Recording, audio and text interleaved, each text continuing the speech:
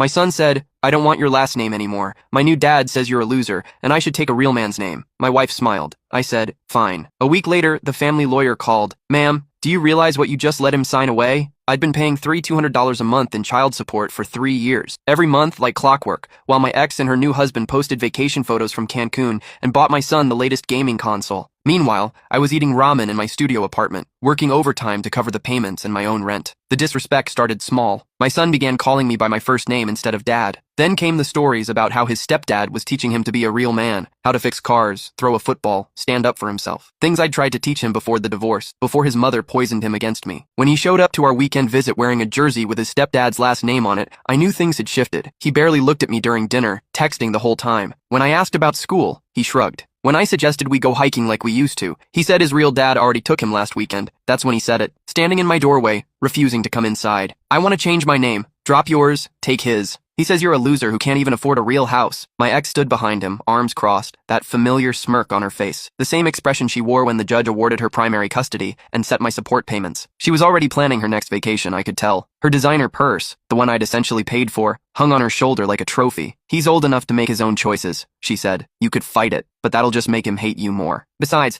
we both know you can't afford another court battle." I looked at my son, 13 years old, already taller than his mother, wearing shoes that cost more than my weekly grocery budget. Shoes I'd paid for, technically, through that monthly check. "Fine," I said, "if that's what you want." I called my lawyer the next morning. "You're sure about this?" he asked. "Once you sign, there's no going back. This terminates everything." "I'm sure. Draw up the papers." The name change, the adoption paperwork, all of it. I signed everything without reading the fine print. My ex was thrilled, texting me about how mature I was being, how this was best for everyone, how her husband was already planning to take my son fishing that weekend to celebrate becoming a real family. 7 days later, my phone rang. I was at my second job, stocking shelves at a warehouse, when my ex's lawyer called her. I found out about it later, but I'll never forget the moment she called me, voice shaking with panic. "What did you do?" "I gave you exactly what you wanted," I said calmly. "The paperwork's all filed, adoption finalized. The child support terminates upon legal adoption by the step-parent. It's standard law. Your lawyer should have caught that before pushing this through." Silence. "Your husband wanted to be his real dad," I continued. "Now he is. Congratulations. That's $200 a month he'll be responsible for now, plus the college fund I was contributing to, the insurance, medical expenses, all of it. Every single obligation transfers to the adoptive parent."